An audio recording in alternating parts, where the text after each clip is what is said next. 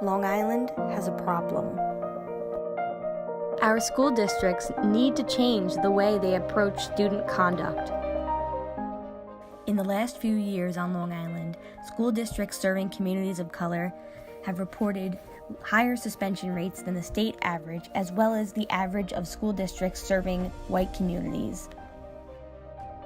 When you take a closer look at schools like Hempstead, Central Islip, and Wyandanche's codes of conduct, the emphasis on negative words like disorderly, insubordinate, and disruptive highlight the issue we have of negative perception towards student misconduct and disruption of the classroom. So what does this mean? What can we do? Long Island needs an investment in restorative practices because a tale of two school systems is so apparent here. We have school districts like Hempstead, and then a mile away we have Garden Cities. Our students are experiencing difficulties and coming into school with baggage, facing poverty, homelessness, gang violence in the community, traumas. And these are all issues that affect them academically. And instead of suspending our students and creating a school-to-prison pipeline, we need to invest in them and invest in social workers and guidance counselors and really figure out why they're acting up instead of suspending them. This is why we need restorative practices. And it not only benefits school districts of low-income Black and brown students, but it would benefit all school districts on Long Island. But what is restorative justice? What are restorative practices?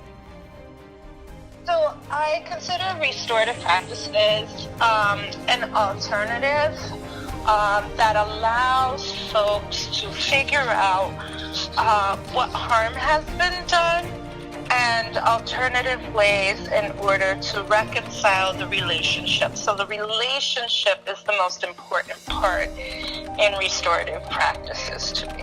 It gives them an opportunity to learn without necessarily putting them out of the learning environment.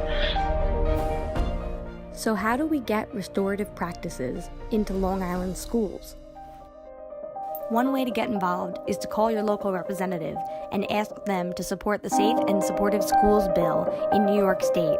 This bill will provide funding for more social workers, counselors, and education professionals instead of using that funding for more cops and school policing policies. Every child deserves a quality education.